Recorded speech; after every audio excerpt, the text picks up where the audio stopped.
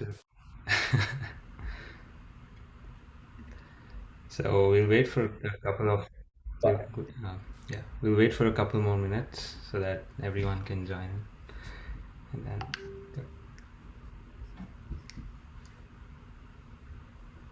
Wonderful.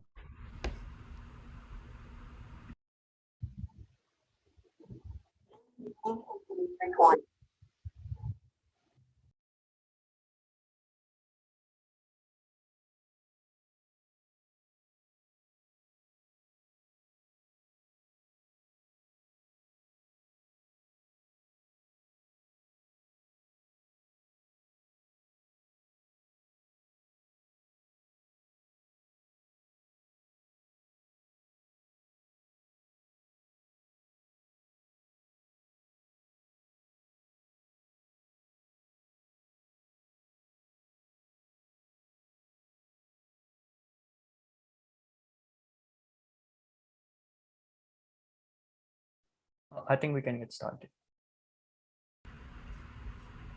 okay, um, yeah. Check. Just a second.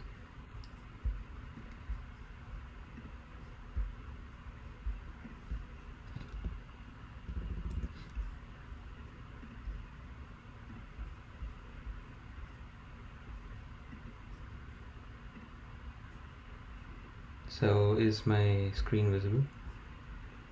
Yeah. Yeah. Great. Okay. So, should I start? Yeah. Yeah, I think we can Okay. start. And hello, everyone. Um, we are Akyam, and I would just give it to Archit so that he can start with the presentation. Yeah. So, thank you, Abir. And hello, everyone. Good morning, good evening, good afternoon. And first of all, thanks a lot for being here at this event. And yeah, so today is our launch event for the community that we are trying to build around quantum hardware. And so talking about AKM, so it is a community which focuses specifically on the growth and collaboration of people around quantum hardware, so that mm, the research and development in this field can grow more effectively in future. So AKM meaning unity or oneness, and that is our centric idea that we have followed, and we are trying to build this one community which can have uh, different types of people who have different backgrounds, and then they collaboratively work together and develop uh, a single community towards it. So moving forward with the presentation. So these will be a few topics that we'll be touching in the presentation, and we'll have a talk from our keynote speaker, Zlatko Miner. So first, I'll take you through who the initial members in the team are. Then I'll talk about who we are, and then Nilay will take us through the motivation, and then Abir will take us through the vision, mission, and the roadmap that we have in future. So Abir, if we can move forward. So talking about the team.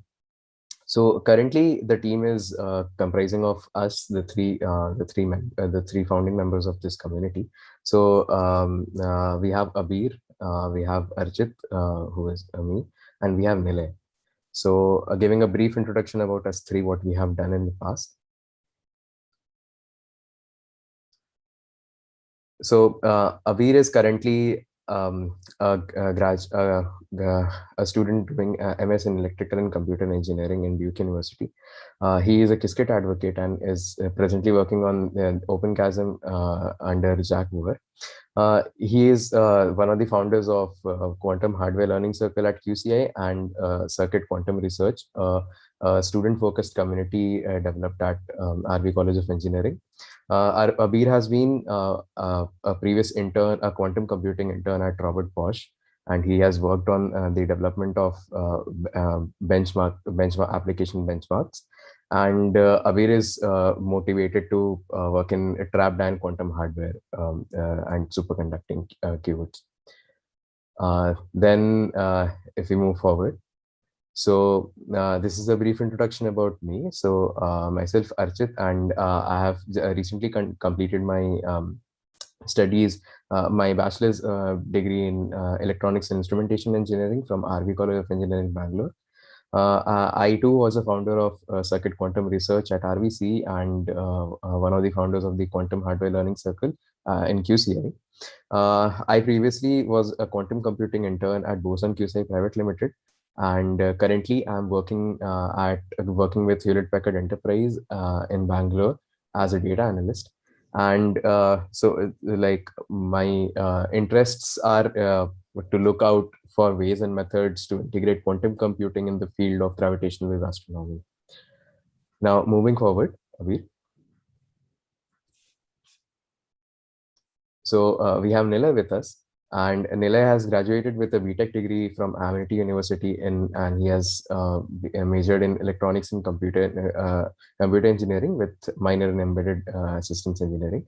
Nilay too was one of the founders of the Quantum Hardware Learning Circle at Quantum Computing India, and he's presently a research assistant at Center for Nano and Soft Matter Sciences in Bangalore. And Nilay is also a certified quantum consultant from IBM Quantum. So moving forward with the presentation. So I'll just give a brief about what our journey has been up till now. So the journey, this like special journey for us started a year back when me and Nilay started as an apprentice in Quantum Computing India in September 2020. And we worked together in the fields of quantum cryptography and quantum hardware, and we developed co-creation in Quantum Computing India, and brainstormed on different ideas. And this sparked the sense of community building and how community building can help us achieve more than what we can think of. And we worked around a lot of use cases, even use cases which feels crazy right now to us, that we even thought about it. And it was the building process of at that time which has helped us to reach at this moment right now. So in the same process, we delivered a few talks in the peer learning sessions that used to happen at weekends in Quantum Computing India. And then Abir eventually joined us, and we all three then settled on to one topic, that was quantum hardware, and we found our passion in that. And we started a quantum hardware learning circle with QCI in May 2021. And in that week, we have conducted a few sessions with Qiskit Metal and Qiskit Pulse, and we had like-minded people with us who were working with the same passion that we have. And we currently have 10 members with us who have the same passion and the same kind of enthusiasm that we all three have come up with. And this whole journey, I have summarized it up. A lot of things I did not include, but this has actually helped us shape what we are, who we are today, and what we aspire to be in the upcoming future. And the ideas that we have implemented and that we have right now that we want to implement is the result of the process that we have been a part of. So just being optimistic about what future is having for us, and how it will shape us in the upcoming few days or few months or years. So with that, I'll give it to Nilay, who will take us through what has motivated us and how we are moving forward.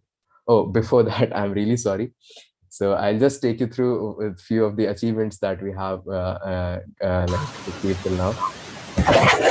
So recently we got selected for the Rome Researchers Scholar Program, and that has granted us with access to its platform.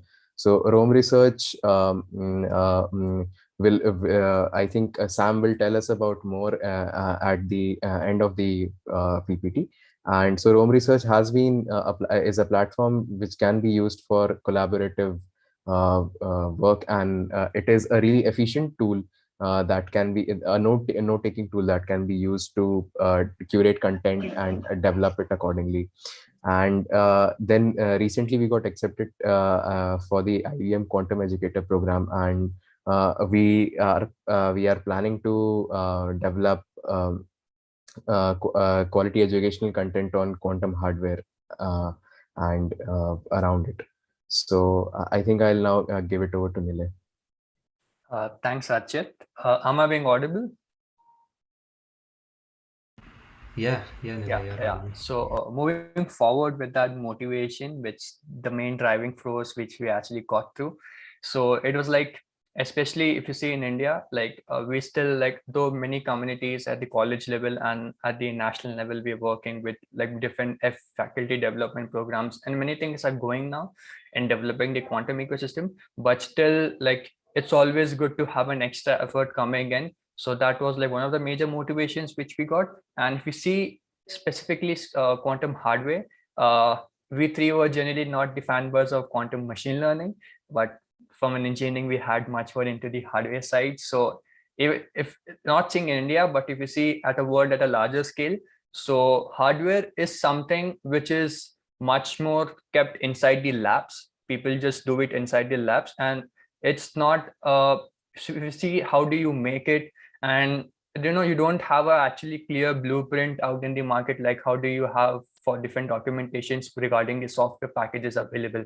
Like you have tons of quantum software packages on GitHub out there, but you really wouldn't find a lot much more clearer information which is there on the quantum hardware side. So something which we all did, like especially we three of us, when we were trying to learn about the quantum hardware, like just the basic about the different qubits. So it was like we need to look through various different research papers, but that time the jargon got too complicated for us. So it took a lot of time for us to get that, put that sequence thing. So we thought like just ease out this journey, and since it's not been done, so like be the first one to try it and just do it. Like basically open source quantum hardware learning methods, like how it's there for the software's one.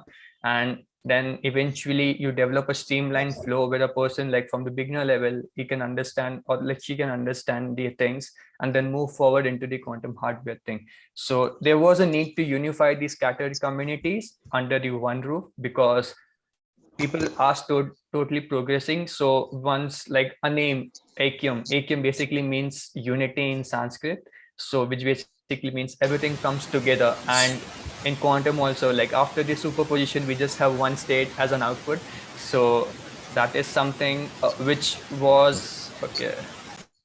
I'm sorry for that. Yeah, someone. Okay.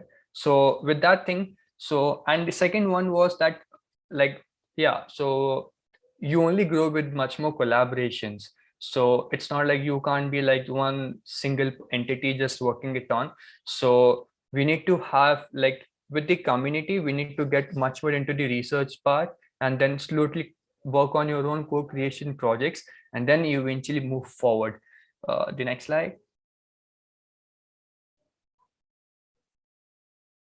So yeah, so as we said, so like there isn't any quantum hardware centric community, all focus on the software side and the other aspects of quantum. So that was something, because it's like you need to have the bridge to link from one island to the other, so that, I mean, the two islands are like for the hardware, so you need to have some group of people who actually work it out, and then okay, hey, there's a plan, we, if we go this way, we have done it and it helped us. So if you go this particular way, it will eventually help you guys. So, and then it was like, again, the same story revolves again, that it was like an empty island and we didn't really have a lot more into it. And as there was a huge gap, like between the understanding the research paper and then the knowledge which was there openly everywhere, so that was a huge gap there between. So we were trying to come up with this idea and try to fill up that particular thing. So we can have like one extensive documentation where you learn about quantum hardware, and we try to get it with the minimum efforts.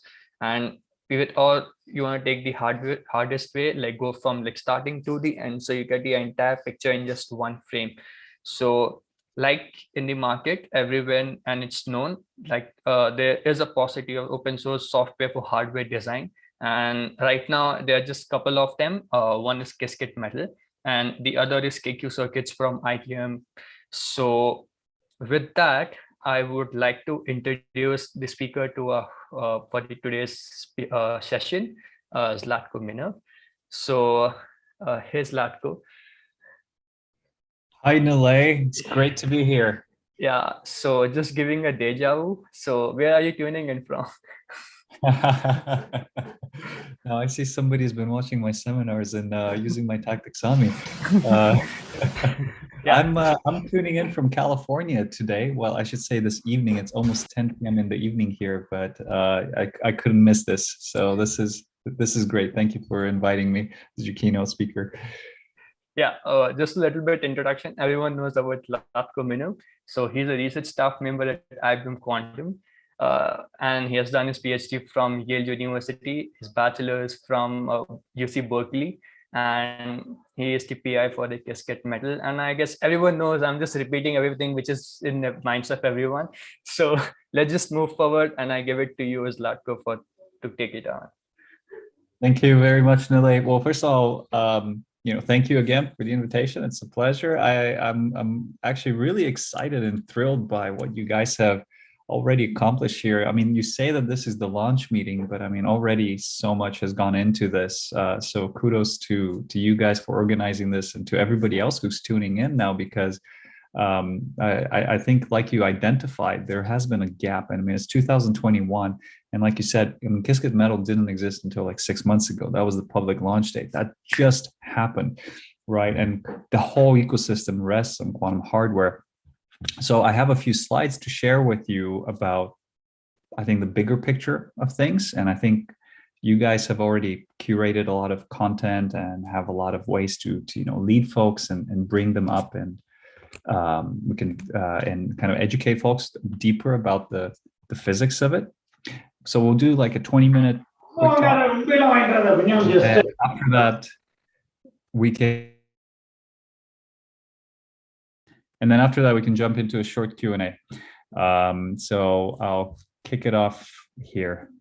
So tell me you can see my slides. Yeah, we can. It's visible. All right, perfect. And if you have a very burning question during the talk, that's totally fine. You can interrupt me. Otherwise, we'll save them for the end.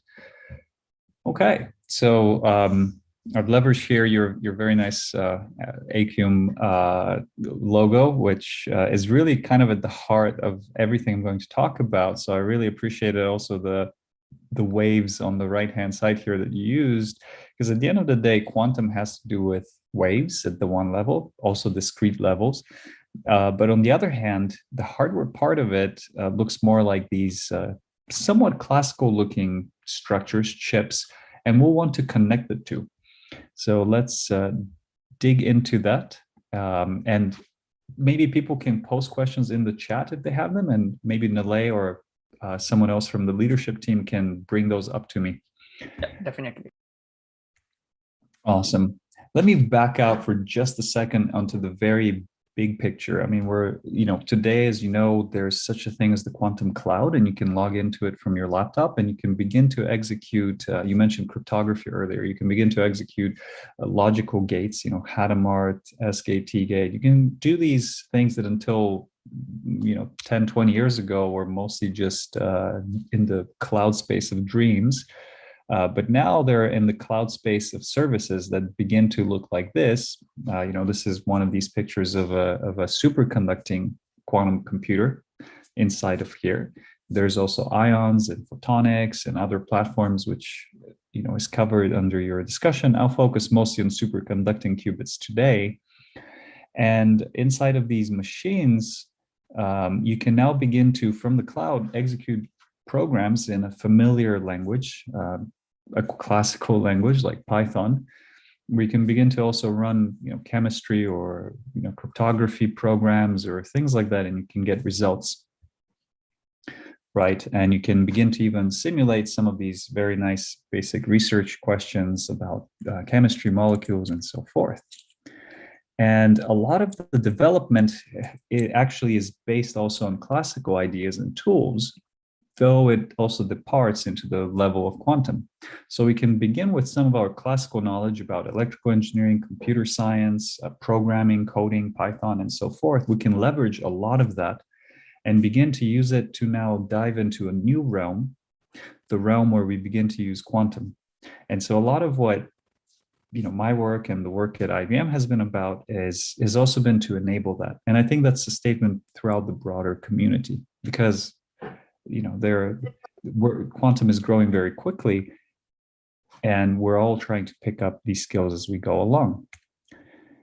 Now, in particular, the entire quantum ecosystem, everything I've shown you so far, can only move, can only advance, can only progress as fast and as far as the hardware that underpins it. So it doesn't matter how good your quantum software is if your quantum hardware can support it. And the pace of course, the expectations for quantum are proceeding, the pace of what we want to achieve and do and can do is moving faster and faster. Well, therefore, the innovation, the development, the design, the analysis of quantum hardware has to keep pace and accelerate as well. And so that's why I'm so excited about this community. I think it's the first community that's purely dedicated to well, if that is at all a quantum hardware focused community that I know of, other than maybe the Qiskit Metal software community, but that's more aimed around Qiskit Metal. So big kudos to you guys. You might be a world's first. I think that's something to be proud of. And it's key because everything, as I mentioned, rests from the quantum level, rests on the engineering as well as the software that goes around that, on that lower level of the actual understanding, designing of the quantum hardware and devices. And there's a huge gap in both the software that's needed, in the education that's around it, in the content, in the onboarding material. As we talked earlier today, a lot of that is still very scattered or missing. And so that's a great place for a community like this to come in and begin to tackle some of these problems, and to also take its members and lead them onto a more clear and definite path. In any case, the aim, I think, of a lot of what I've been thinking about, and my team here has been thinking about, is how do we make this easier? How do we make this easier so that we can focus on innovating, on being creative, on learning and the fun stuff of designing quantum devices? And so I'll mention a little more about Qiskit Metal, but I won't get into any of the details. There are lots of now tutorials online, and you guys are some of the great experts and users these days. So let me zoom out and give you more of the broader picture overview. Some of you might have seen this slide before, but the big picture of how quantum in the lab works to connect the pictures is that you start with your laptop. You can log into a cloud facility, such as this particular one here, that can itself house some environment. For superconducting circuits, that's a cryogenic environment at negative 273 degrees Celsius. And at the very, very bottom of this fridge, of course, is contained a shield that itself houses the quantum processor, which is shown here in a picture from a few years ago. And as you can tell, at the end of the day, everything you run and execute goes through this chain all the way down to the quantum processor. That's the only thing that's quantum in this entire chain. Everything else is not quantum. It's just, classical in and out electronics, control, software, etc. But the real quantum aspect of the whole thing, that's the quantum chip. Then the real question is, how do we design these quantum chips? And the answer is that it's not actually easy to find a text that explains this. There's no textbook yet. There's some dissertations, a few scattered tutorials, but for the most part, this is something that we're just now beginning to streamline and create and do. And part of what Qiskit Metal is trying to do is to make this easier, and I think part of your community is also trying to in some sense, help tackle this as well. At a very coarse level, there's the physical layout, which you can see with your naked eye. You can see pieces of metal on a substrate such as silicon or sapphire, which then themselves can be to a first degree seen as electromagnetic structures, LC resonators that oscillate at microwave frequencies, very close to those of your microwave oven. But it's different. You know, if you come from an electrical engineering background, all of this may be very, very familiar to you. If you come from a physics background, what might be very familiar to you is, you know, wave functions and Hamiltonians and things like that, but maybe not this side of the spectrum. So these two fields now have to join much more tightly than ever before, because these circuits aren't just regular circuits. They're cooled to such low temperatures, they become superconducting, and they can exhibit and mimic the properties of individual atoms. And so they can begin to give rise to potentials that support wave functions like this. And the question is, how do you understand all of this? How do you bridge those gaps so that you can then link the qubit properties, the qubit and chip design at the layout level to the actual properties in Hamiltonian of the physical device? And in practice, what we have to do is to optimize this so that we make the best quantum processors, or we make the next generation of qubits. You know, we still don't quite know, I think, what the transistor of the future quantum computer is. There are a number of ideas, and I think we have to keep innovating on that as well. And so we have to go over and over again in this feedback loop here, keeping this tight interaction between the engineering, the hardware, and the Hamiltonian or the physics part of it. And maybe you don't need to be expert in both, as long as you have that link. Now, I think overall, this is a miracle. I mean, just the fact that we can even begin to tackle this question of, you know, creating these big macroscopic quantum objects and engineering their quantum properties with precisions at the level of part per million. Even, you know, 10, 20 years ago, even at the start of my career in physics, people were still saying that, well, you know, gravity will come in and it will decohere your 2 qubits, or, you know, the statements like this, or 10 qubits, or whatever the number is.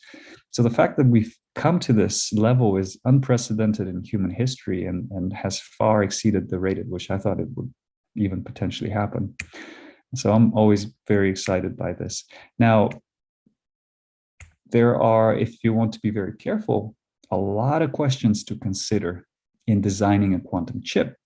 You know, if you see this quantum chip here, there are metals, junctions, dielectrics, readout structures, qubits, geometry, topology.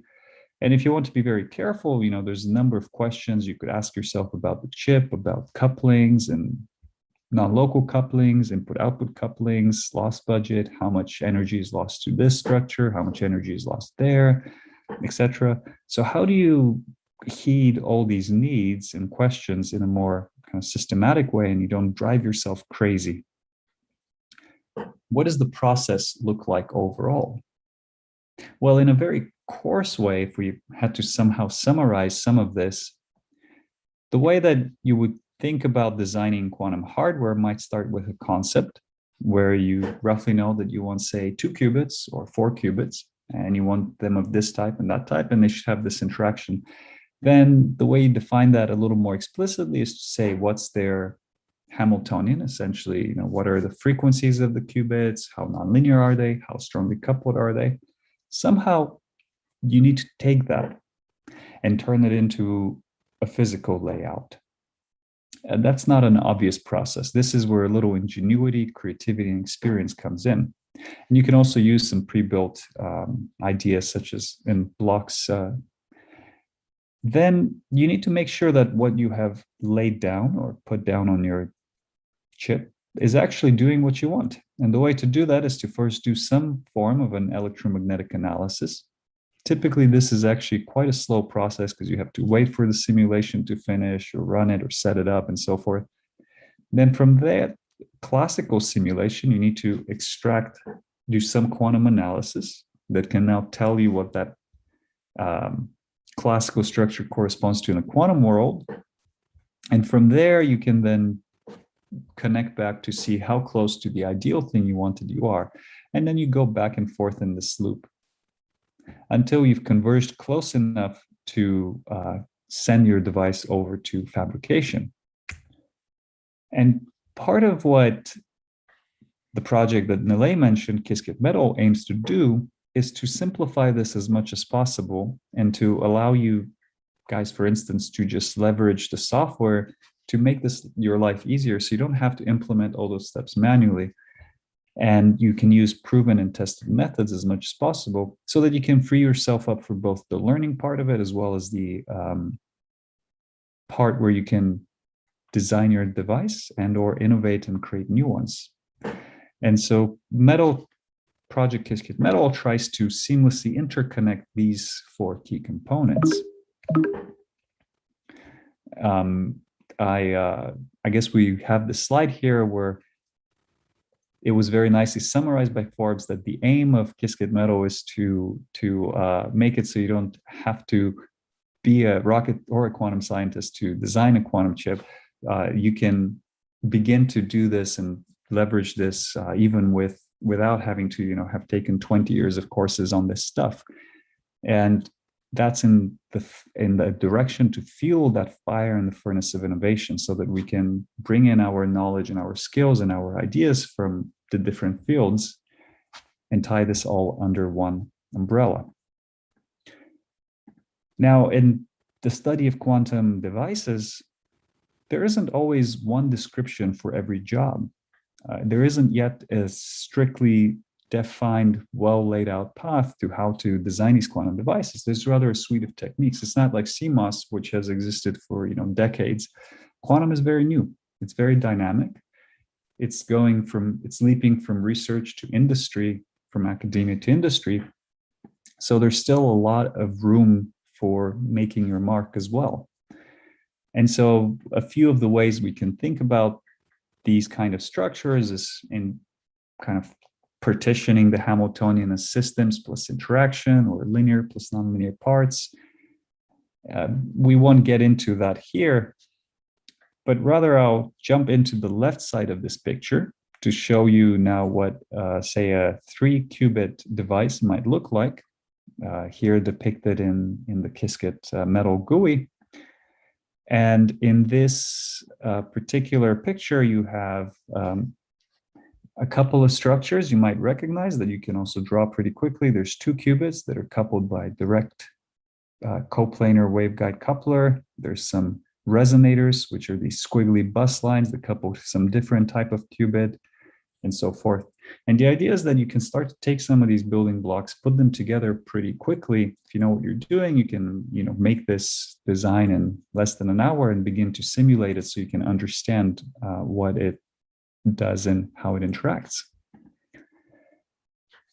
If we get a bit more deep and a bit more technical to explain one particular flow of analysis that's also being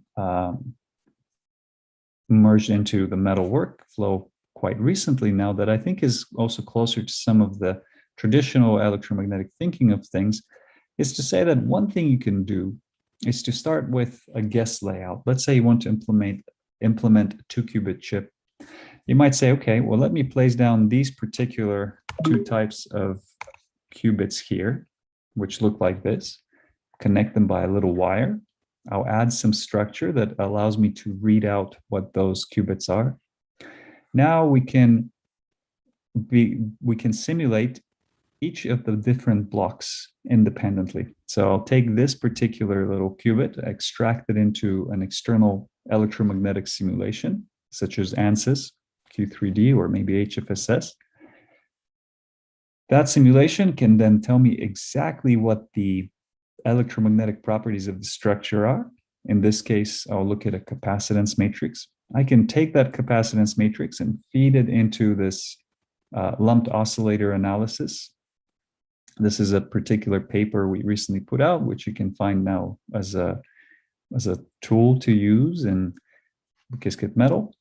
That will then give you will save you a lot of time to implement it yourself, and it will give you a final Hamiltonian of this structure by taking all the different pieces of the resonator, the one qubit, the other qubit, the second resonator, feeding them all together into this procedure described in this paper, and it will then tell you what the composite system of all the different pieces does together with all its interactions, without any approximations. You can then use that to not just understand the Hamiltonian, but as a next step, you can then use that to connect it to something like Qiskit Pulse, to look at gates on that system, to try to optimize particular two-qubit interactions or time evolutions, to understand also what the dissipation and noise will do to your system, and to really begin to optimize it. So this is one particular flow that you can begin to use and play with or understand. And in part, the way that works, for instance, is to say that I select a part of my layout, I export it into some electromagnetic simulator. There, I need to add all this extra information, such as is it a silicon? Is the substrate a silicon, a sapphire, etc.? Which pieces are metallic? Which ones are some dielectric, and so on. And you can come up with various designs and then begin to analyze them or look at previous examples. Now, one question you might ask is, how do I know what to do? How do I know, in a sense, what analysis I have available to me or we can use? So I'll just point out that there are some tutorials, and by no means are these all exhaustive. And I think there's lots of gaps to fill here, lots of things to still add, lots of things to understand. But these can give a little bit of a beginning and a guide to some of the analysis that we use. And generally there's three types. So I just want to illustrate the three types to say that the first type that you might see is the one that uses impedance analysis. So these are scattering matrix curves, impedance curves, admittance curves. And this is something you can do, you can run also in the Qiskit Metal software. These are very familiar sort of basic tools to, or familiar tools to electrical engineers, when you use impedance-based analysis. And you can use some of that to then link to the quantum part. Now, that's not the only way to do these things. You can also look at capacitive analysis. You can extract capacitance matrices and create a larger effective code and go from there. So this is more the flow that I illustrated on the previous two slides. And then the final third category of analysis that you will see are based on simulating the full glory, power, and beauty of Maxwell's equations. For instance, if you do a capacitive simulation, you won't capture all of the strain inductances and microwave effects. But if you do a normal mode, eigenmode analysis, you capture all of that. But then there's certain trade-offs. Some analyses are faster, some capture some effects, some don't capture others. So this is some of the things you can learn and sort of alternate and understand as you dive deeper into this. And another key thing you do with any of these analyses is to sweep parameters. You can say, well, how close can my two qubits be? How far can they be?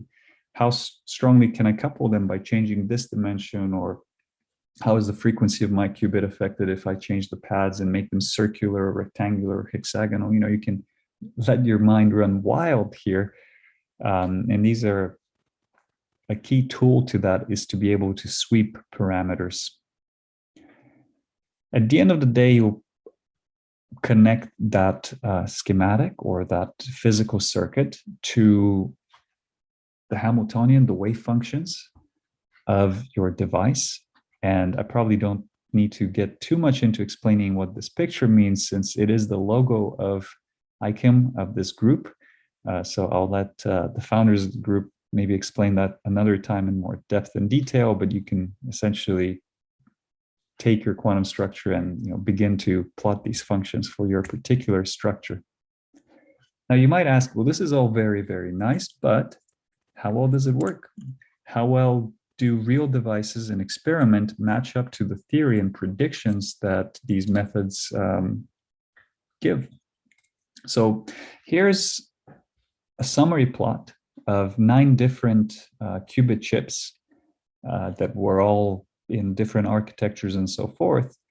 And what you can summarize from this or learn from this is that over 5 orders of magnitude in energy of the predicted on the bottom, the predicted on the y-axis and the measured on the x-axis energies of the devices, we saw really very close agreement between predictions and measurements of these devices. For the frequencies of the qubits, we had something at like 1% agreement, and for different nonlinear parameters such as the antiharmonicities or qubit couplings, we had agreement at the 5 to 10% level as well. So overall, these methods, when implemented correctly, can be very precise, and they can give you this a lot of predictive power to design new devices.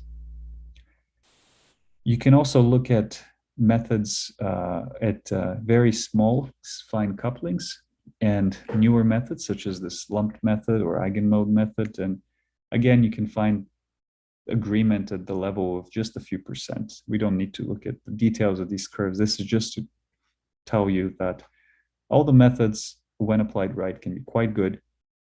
And some methods, like the energy participation method or this impedance method, will fundamentally always perform a bit better in the long term than, say, a method that is fundamentally based on approximations, such as capacitive, depending on your structure.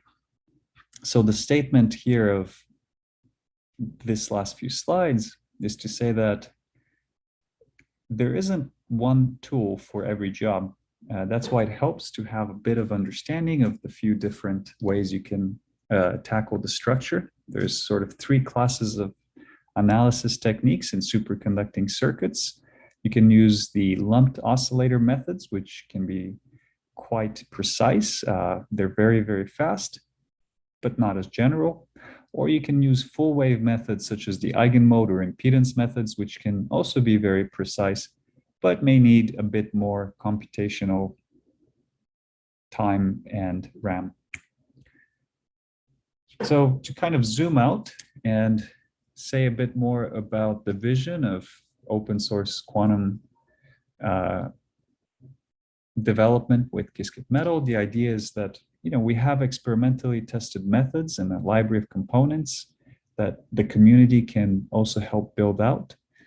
We're trying to put in really cutting edge resources and papers that we're just publishing as we go and adding to the framework, while making things lightweight and extensible and flexible so that we can support the future designs that we haven't even thought of yet, and in the end to provide end-to-end automation. And the idea here is really that we're doing this together. I mean, Qiskit Metal and I think many other projects here very much are driven as a community thing.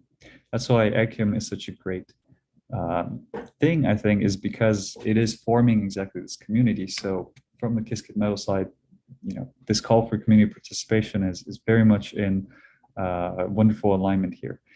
And big part of that, I think, of ICAM's mission, as far as I can tell, and I'm excited for, is education as well, because these have to go hand in hand. As we're developing the tools, designing and innovating the hardware, we also have to understand and develop our understanding, train the next generation of folks, and go from there. You might ask, what are some of the devices that have already been made with Qiskit Metal or are being currently developed with Qiskit Metal? So I thought I would give you a quick showcase of a few studies. Here's a 5-qubit device that we made for the University of Tokyo internally at IBM. This is the actual device that was made. You can see it here. Chalmers made an 8-qubit device that was fabbed and measured, and these are some measured results and simulated results from them. TU Delft is in Europe, is building out this fluxonium device that they simulated in Qiskit Metal and found some really wonderful results. And there's a few others. One thing that in the last few minutes I'll just add and I thought was interesting is, and perhaps something of interest to the group, is that we had the chance to host a Qiskit Metal hardware hackathon. And there was a challenge to design a 2-qubit quantum processor to spec. And there was 48 hours for the 3 or 4 teams who were doing this to do. And these are some screenshots from that particular hackathon. So perhaps an idea for the community here as well. I think with the community you're building, it's really wonderful to keep that tightly linked and meshed with the Qiskit Metal community and beyond, of course. But I'll just point out that there are a number of tutorials that are quite helpful, by no means complete or extensive. And I think there's a lot of work to be done here also in the live sessions. I know many of you are very active in the questions and answers on Slack. So maybe, I don't know what fraction, but a large fraction of these 1,800 Q&A questions are definitely from members of this group. So very thrilled for that. Big kudos to you guys. I know you have also very attentively watched the Global Summer School lectures. I think these are a good way to learn more. And we had some discussions of maybe doing a more in-depth collaborative project with you potentially on that. I'll mention there is, of course, the Qiskit textbook, which you've mentioned as well. The Friday seminars, these are more advanced seminars that I host every Friday at noon Eastern time with some of the leading authorities on and upcoming scientists on quantum hardware and software and design. And of course, you have full access to all the open source software development kit for Qiskit Metal. And a great way to get help and get in touch with us is to contribute to that open source, to make a pull request, because then you'll get feedback from us directly on it, line by line comments, and staying in touch on the Slack is always a great way to learn and build. So I think with that, it's been my absolute pleasure to share these few thoughts. And I'll leave you with this thought, which has quite often kept me going, since this is a lot to jump into, a lot to learn. And I think the main thing that has worked for me is to think of this quote, which is that it's enough if one merely tries to understand or comprehend a little of the mystery of quantum hardware each day. And if you get just a little tiny bit out of today, I think that's a big success. So with that, thank you very much, and I'll take any questions you may have. Thanks, Latko. That's actually a very good, like with drop by drop, you can build up an ocean. So we have a couple of questions down there. The first question is like a 2-part question. The first part being why we have different qubit layouts / maps in IBM-Q systems, and not every system follows a fully connected qubit layout like a grid. And the second part is like, what is the importance of topology of qubit maps? Great question. Yeah, so let me go back to even this slide here. You can see that there's so much variety between the design on the left, this design here from Chalmers, this one, obviously the IBM quantum maps. And I think as some of the IBM research blogs have written, and some of the papers we've done have written, there are trade-offs, right? What you notice when you do these simulations is that if you put a qubit and you try to couple it to every other qubit, there are just too many spurious interactions. Part of that is that you want your qubits to be individual building blocks, and you want them to interact in a very deliberate and isolated way to only one other qubit or 2 other qubits, depending on your structure. So if you have an algorithm that requires all-to-all connectivity, that's at odds with the way the hardware usually operates, because for a graph that requires all-to-all connectivity, you'd like every qubit to be connected to every other one. But from the point of view of the quantum hardware, if every qubit is connected to every other qubit, then that tends to just cause the problem becomes just very messy, because there are too many spurious interactions that are uncontrolled when you have so many things coupled to each other that you need to simultaneously try to optimize over, and it becomes a nightmare very quickly. So part of the designs and the way you see them laid out is a compromise between connectivity and isolation and purity, if you want. That's sort of a high level answer. And part of, and a lot of them are motivated by particular algorithms, whether it's, surface codes or other types of, embeddings that can fit onto a graph. So hopefully that gives you a bit of a general flavor. Yeah, and I guess about the third question about how to join AQMN, I guess you can get in touch with any of us. We'll help you with that. Not further questions in the chat. I guess anyone who wants to ask a question, they can unmute and yeah. Yeah, there were a few questions. So we released out a form before the event, and there were a few questions in that. So I'll just go ahead and ask them. So we have a diverse group of people in our community here. So there are a few people from mechanical engineering background. So what are some areas of innovation or scope of research that like a mechanical engineer can pursue for quantum hardware? Yeah, great question. So there's obviously the directions I've talked about already, which are more focused on the quantum processor and the design of the quantum processor, and which don't involve too much of the mechanics directly.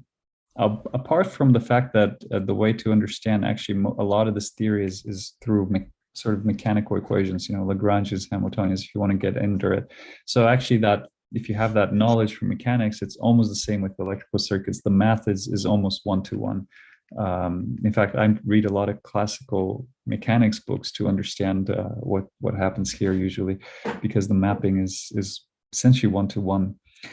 So that aside, there are many questions that do involve a little more of the mechanics. Mechanics is a super broad field. I mean, it involves, thermal analysis, strain analysis, there's so many fields, but there are a few questions that pertain to the chip and what's outside the chip that more directly involve the mechanics. So this chip has to fit inside a sample holder, right? How is that sample holder designed? How does it fit with the chip? How do the input-output cables and routing work, especially when you take into account all the thermal shrinking and contraction that happens between room temperature and absolute zero of all the different materials.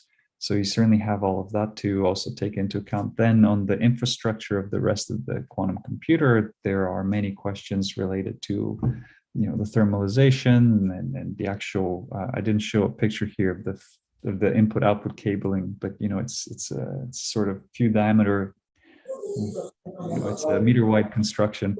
So there are quite a few questions on that side of the front as well. So hopefully that gives a flavor, and feel free to elaborate more. Yeah, thanks a lot. And I can see another question here. So it's a bit controversial question, but okay, I give up. So what is the approximate time frame for seeing a maturity in quantum hardware, and it can be with respect to superconducting or any other types of quantum hardware architectures? So yeah, that's a great question. I mean, maturity is such a, when we say classical hardware matured, it's a little hard to say, in 1946 or 7, when the transistor was invented and began, nobody imagined the iPhone yet. So from our modern eyes, that hardware back then was very, very immature. From my eyes, from just a few years ago, even this 5-qubit chip here is, it's kind of like, it's getting more mature. So that's very subjective. I think we're almost at the level of 100 qubits in superconducting circuits, and in the other platforms at the level of control and coherence. Anyone can build 1,000 qubits, tonight, but almost no one can build 100 qubits that are really well controlled and isolated and high coherence and so forth. You can make many qubits very bad very quickly. That's easy. Making a few qubits really good repeatedly, that's very hard. So we're just, I think, starting to get to the level of sort of 100, which is a big level, and then 1,000. I think that's sort of maybe the turning point. And I think it's the IBM roadmap. On the IBM roadmap, we've committed to 1,000 qubits in 3 years or so. I forget the exact number. It's about 2 or 3 years. It's very, very soon actually. So I think at that point I would consider the hardware to be becoming a lot more mature. Now I don't want to say mature, because I still think we have a very, very long way to go to full-fledged quantum computers. But 1,000 to me sounds like a whole lot. Yeah, that's definitely true. Yeah. So, Sir, I think someone has a question. Yeah, let's go ahead. yeah, may I pose a question? Yeah, Yes, sure. Akhil. Sir, so what is this kind of quantum mechanic? I'm sorry, what is this kind of quantum computer science different from the original we have right now, sir? So how would this change our lives? Maybe. How is it different from what? Sorry. So how is this quantum engineering in computer science different from the normal hardware and software technology we have right now, sir? So how this would change our technology? Yes, well, it's a whole different technology stack altogether, right? So if I go back all the way to my beginning, the current quantum computer looks like this. It looks nothing at all like any of the classical computers. So just to set the context straight, right? This is not making anything different and better for classical computers. This is a whole different technological tree. There's a reason for why we want to pursue that, and some of the things that it provides that no classical computers could potentially ever provide, that have to do with potential exponential speed up on a number of interesting problems. But from the point of view of the technology, it's a different technological tree altogether. So hopefully I managed to address your question. So now we are using capacitors to store temporary memory, sir. That is the zeros and ones we are storing using capacitors, sir. That is random access memory. So in quantum computer, are we going to use capacitors, or will it change? It's a good question, but that those capacitors, what's different about quantum is that if you can't even afford to lose one photon of energy, right? Because that's your entire bit in this case, and your capacitor is very huge, right? You can't afford a single photon of noise to enter. I mean, a single photon of noise, that, just think of how small of noise that is. So any of those capacitors we use for classical circuits, they're way too noisy. They can't store and control the quantum information. The quantum information there gets totally obliterated and destroyed, basically instantaneously. So that's why we have to reach to new technologies like superconducting quantum mesoscopic circuits, or ions, or photonics, to look at controlling nature at this very different fundamental level. So we can leverage some of the knowledge we have about classical capacitors and what structures are good or not. But the constraints under which we do this for quantum computing is quite different. You notice a lot of the structures showed are very large. Maybe I didn't have too many scale bars, but you can see them with your eyes. They're sort of 50, 100 micron pitch size things for the pads of the qubits. That's because you want to also minimize material losses. So the larger you make the structures there, the less susceptible you are to these minute atomic size imperfections. And so it's quite a different technology in that sense. But it can leverage a lot of what we know. I mean, coplanar waveguides, that's been invented, decades ago, right? And we can leverage and use that into the quantum, but we need to tailor it and reshape it for these new conditions. So if we're gonna switch to artificial intelligence technology in the future, will this quantum computer be useful in that technology, sir? Maybe yeah, go maybe I can just interrupt here. Sorry for that. Oh yeah, maybe we have So, to let yeah, the meeting. I course. see a really interesting discussion going on here, but I think we can take up some questions, some of these questions online, offline as well. And due to the restrictions of the time, I would have to cut you off, Akhil. Sorry for that. But yeah, these are definitely interesting questions, and maybe you can email it to us, and we can forward it to Zlatko, and yeah. So yeah. So maybe one last question that I had in the form was regarding. Are there any improvements that we should look forward for the Qiskit Metal project? Like, would you like to give a teaser for something? Oh, do you mean improvements that are already coming, or improvements that we would like to see? Okay, that are already coming, maybe. So Yes. yeah, the person didn't specify what they were asking. So yeah. I see. Great. So, I mean, one thing I'm really looking forward to is actually to this process. I think we're just about to launch this in a couple of weeks.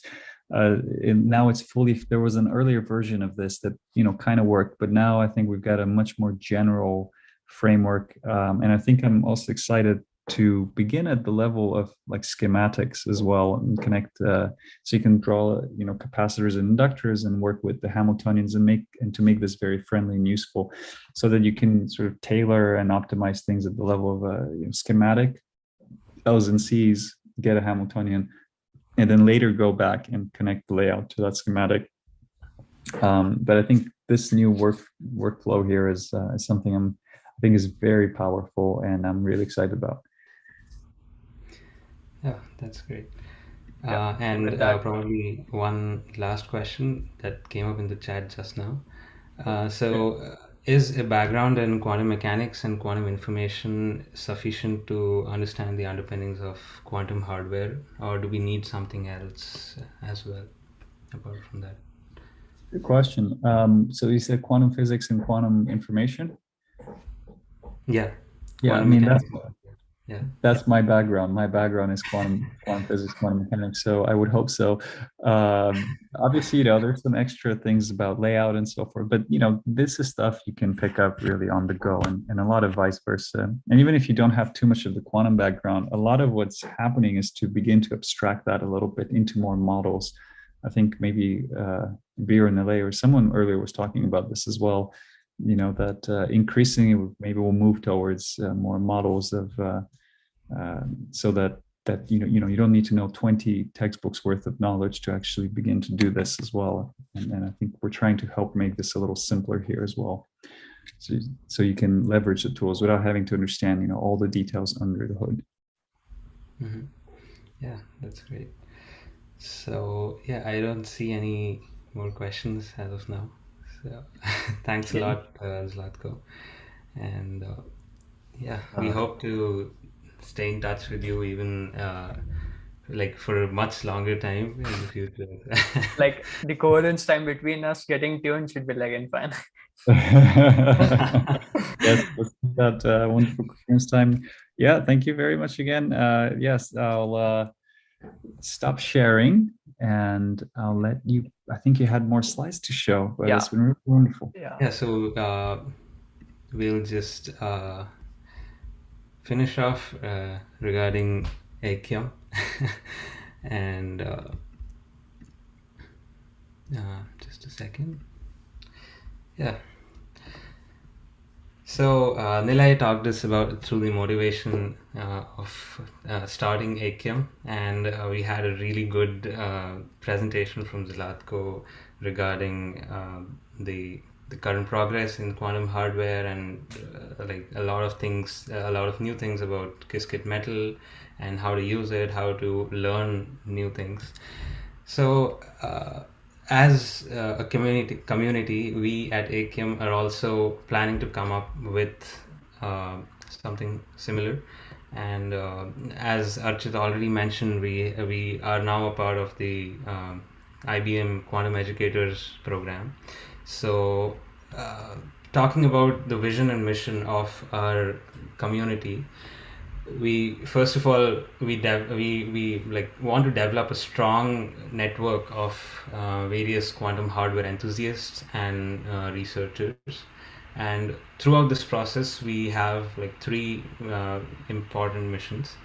So the first one being to promote quantum hardware knowledge by conducting talks and webinars and different informational sessions by distinguished researchers around the world, like Zlatko himself. And also to provide some more learning resources and create new course content as well as a part of the Quantum Educators program. The second one being to collaborate with some premier research institutes and industries to take this field and this area of research forward. And not many people are working in quantum hardware, so we want to be the guiding force that maybe we can provide a platform for the people who are aiming to start with quantum hardware, or even who are working in quantum hardware and they want to collaborate with different researchers around the world. And the final and the most important mission is to provide a uniform platform so that people from different backgrounds, as I mentioned, there are a few people from mechanical engineering and electrical computer science and even from physics and chemistry backgrounds who are interested in this. So to provide all of these people a unified platform to like discuss and develop ideas about quantum hardware, and to maybe potentially make quantum hardware which is focused to some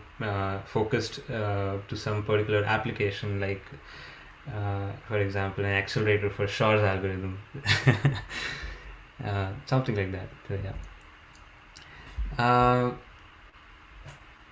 And talking about the roadmap, it looks something like this. So we have the few main points that we want to develop a unified ecosystem in India, and then also gradually transition towards being a global community, and then provide a unique platform so that industry and academia can have good collaboration among themselves for quantum hardware research, and also conduct some research within the community for different quantum hardware architectures.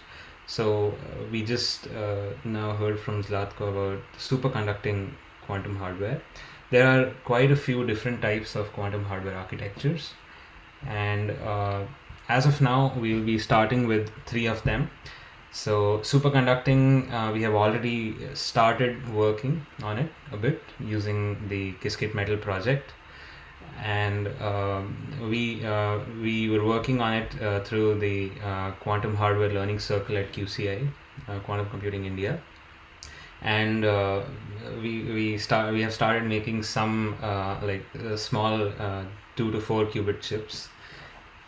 And now we plan to expand our horizon and also go into trapped ions and photonics. So we have started a little bit of research in that area, and we plan to go ahead and try to establish a pathway so that the people who are beginners, as well as right now researching in quantum hardware, they can get into collaboration with us as well as with each other. And this is what the tentative community structure looks like. So we'll have recruitments for apprentices, and then those apprentices can after certain time they can get promoted to junior or senior research associates, and then out of those we will have vertical heads as well. And of course we also are aware of the fact that there might be people from different backgrounds and different skill levels. So if your skill level matches the skill level of required for a junior or a senior research associate or even a vertical lead, you can directly join at that position. And those details I won't cover in this particular presentation, but you can always reach out to us and contact us through our email or through LinkedIn, and we'll be in touch with you if you're interested to join AQ. And yeah, so with that, thank you everyone for joining our launch event, and thanks a lot, Zlatko, for such an inspiring talk and such a good talk in quantum hardware. Yeah, especially like I would will really appreciate, because it's like somewhere near, I would say 10:30 in the night over there. Yeah. Thank you for staying up late for us. Yeah. So I would also request a small word from Sam here.